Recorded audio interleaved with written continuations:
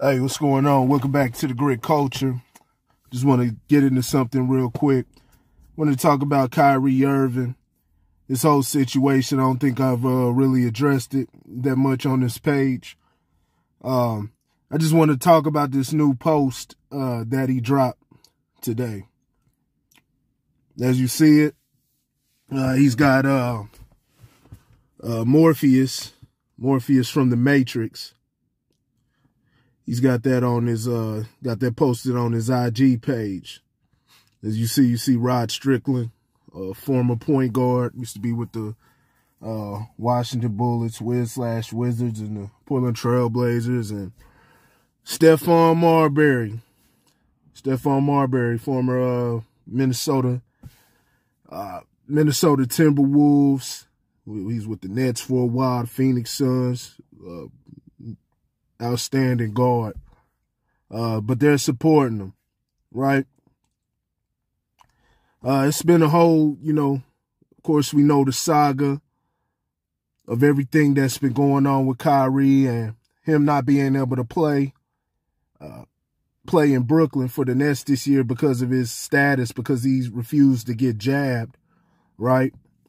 And it's something that should be respected. Now, when I saw everything and all the backlash that was going on, the stuff that Stephen A. was, his whole everyday attacking Kyrie, they were making him the #1 story, basically saying he's, irresponsible and everything like that. It was horrible. It was complete trash. You know what I'm saying? At times I've kind of defended Stephen A. Smith, even though he does do clown shit a lot, but I've defended him, but I couldn't defend him in this instant. Then he had the whole, it wasn't until he really got, confronted by Jay Williams and respect to Jay Williams that Stephen A. started to kind of, he says he's clarifying himself, but he reverted he changed his stance on how he was going about it. Because before it was simply about the jab and, you could get everybody else infected and all of this stuff and basically saying, he's irresponsible for not dealing with that. And, like I always say, that's a slippery slope to go down. Should nobody be forced to put anything that they don't want in their body. Especially, it's going to stay there and everything, medicine, everything like that. Even if it was a natural, cause or anything like that. Now, what we're seeing, like we've been talking about what a lot of people have speculated, especially given what everything that's, that was on the line and everything that could transpire from this whole pandemic, we're starting to see that this was something that was, orchestrated, looks orchestrated, right? From Fauci lying in Congress, the whole gain of function research and all that stuff. And all of that could, very well be a misdirection. It could be a psyop within itself. Like I said, I've brought up plenty of times things like Operation LAC, Operation Sea Spray, where they drop stuff in the atmosphere, things like that. So there's just stuff to be, stuff that needs to be understood, right? And this is why, our human rights, this is why we so vocal about it, because the government has played games all around the world forever, in the past, present, and the future. They've never shown any different. And so, to give up your rights out of fear and necessity, I mean, it works for you in the, in the time being. Well, shit. Well, I don't know. It works for you in the time being, but in the future, you have to pay for it. And we're seeing the residual effects from all of this, right? So, but yeah, like I said, man, Stephen A. changed his stance, and he said it in totality, it was about the way Kyrie had been all through the years. It was always one thing or another with him. Always, when he's taking time off from the team last year when they had games to play, and he said his mental, state wasn't in the right place. It's always something with Kyrie. You seeing the leadership issues he was having in Boston, all type of stuff. We were thinking it was LeBron, right? So But yeah, this issue was much different because it was something that wasn't it was unforeseen, right? And even when you talk about, I've even brought up the, because as private owners and different things, they should have the ability to tell the employees, you have to abide by what they do, right? Now, the problem with all of these and these mandates are the state put them in place, and they're telling private, entities how to move within their own space, right? It's against the law, right? For, like I said, for different reasons, for many reasons that, they'll run through the back door on you and destroy you as an individual, right? Put more power in the government's hands. But even with this, you ask the question, like, are they even able to do that? Because this isn't what people signed up for, right? You can understand. And there's some companies that I've seen that are doing it that way. People who were already pre-existing employees at the company, they don't have to abide by it. But people coming in, in the future and stuff like that, they have to do that. So, how that works and everything, it's tricky. It's tricky, especially when you get down in the deep talks about it and understanding, all the mechanics and how to move. It's real tricky, and the different obstacles that could come against you. But yeah, Stephen A was completely wrong, man. Stephen A was completely, just out of pocket. But all of the guys were saying the company thing. They weren't going to say anything different. It wasn't until Jay Williams said different that you started seeing a change on the, the way the Kyrie Irving situation was being discussed. Then it became, I understand that he has his choice. It's his choice. It's his body, his choice. That's all people were trying to say the whole time. But people weren't saying, but the media, mainstream media wasn't saying that before, right? They were calling him irresponsible and, just all of that stuff, and call him an anti-jabber,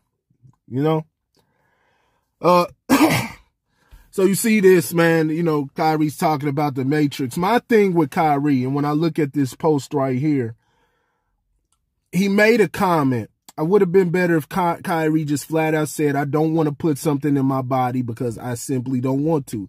I don't have to have a reason or anything like that. I just simply don't want to, right? Try to sit there, the NBA sit up there demonizing every single person that makes that personal decision for themselves, right? Bradley Beal. No, they didn't do it to Bradley Beal. They tried to play Jonathan Isaac, and then he hit him with science, right? He hit him with science. And so they couldn't do nothing but respect that. But, they did the same thing to Kyrie, but he didn't have to give him a reason. But where I think he's made it complicated is when he said he's not necessarily, against it or anything like that, against taking the jab, but he wants to be a voice of the voiceless, right? And now the question becomes, well, what's your angle? What are you trying to attack? Is it just the business aspect? You got to make yourself clear and understand what you're fighting against, especially being the voice of the voiceless. Who are you receiving? What type of information are you have? Where are you having the conversation in the public forum to even understand this stuff? How are you understanding the Matrix? He's showing this stuff. Everybody wants to talk about the Matrix, but they don't understand how all of this stuff works. You saw when Kyrie was getting, worked up, and rightfully so. The stuff was crazy that was happening last year with the George Floyd and everything like that, but he was getting worked up. He was taking it from a racial standpoint, not to say that was a possibility, but race in an issue like that, when brutality or anything, you have to have a lot to even come to the conclusion that it was racially based, right? But the media wants you to jump to that first, so you won't be able to identify the real issue that happened between the particular individuals that got into that, that fight, whether it was, stuff like that. A lot of times it's just strictly abuse of power. People who no matter what race they are, when they have power, they abuse it. It's like a drug. That's just the reality, right? So Kyrie had a right to be, irritated, but I think, he wasn't, all the way informed. And it's all a process for everybody. But what is your angle with this? This is what I asked Kyrie Irving. Because is it with the Nets or is it with the city? But with the mandates, does Kyrie Irving, is his fight against, state mandates? Does he even understand that aspect? Because that's the fight that we're making with people who, who are taking our stances like mine. It's against the state because we know that what entails from the state being able to make decisions like that, right? So if it's against the Nets, I mean, there has to be an understanding. This is because, I just don't know. Like I said, is there something in the contract that tells them in the state of emergency or something like this, do they have to abide by those rules? And he doesn't have to. He doesn't have to really speak. It's not, he's not obligated, but he said he's the voice of the voiceless. So we want to know, what's your voice? Do you have a problem with New York putting these mandates in? Why is New York allowing, the other day they allowed Bradley Beal to go and play, and he's unjabbed, and they let him play in Brooklyn? Well, the Nets did. The organization did. I don't know if that's a New York problem, but the organization let that happen while Kyrie can't play. That's something that's completely ridiculous. And that just shows, just people are moving like absolute pawns. They're moving like robots, right? And so, but Kyrie has to be really clear on his stance and what he's fighting against. And the fight that needs to be fought against is state power. For them to come in and tell a private business how they want to move. We see what's happening because we see what's happening over in California. And I'll do a video with that about In-N-Out. They said they're going to take a stand and not force their employees to take the jab. And now they've been shut down. They've been shut down. So it's a big situation, man. It's the people, man. They have the right to their own private property. And if you get into history's on their side too. It's just something you can't do. You can't tell a private entity how to move, right? But I don't know. Kyrie's got to make himself clear. That's all I'm saying. All of these memes and posts and all of this stuff is cute, right? But you got to be able to educate the folks. You can't make it about, yourself. You're not Morpheus. This is no slight to Kyrie, anything like that. It's just this situation is that damn serious, right? And black folks, man, especially our black folks, man, our people, man, they've got to be educated about this, man, because we really ain't been prepared. Ain't nobody really taught us these things when it comes to, just having our, understanding our rights and how to move, even, just the concept of the Constitution. I know the Constitution, the U.S. didn't, honor all of that, right? But the concept of it, even the concept came from somewhere, right? Came from the tribes that were already here in America. So it's just simply to keep government power out. Need Kyrie to speak so he can say his piece, and then, you can have a back and forth and they'll have an understanding. Can't be in a little a bubble or anything. Like I said, only for the fact that he said he is the voice of the voiceless. It's not about getting jabbed or anything like that.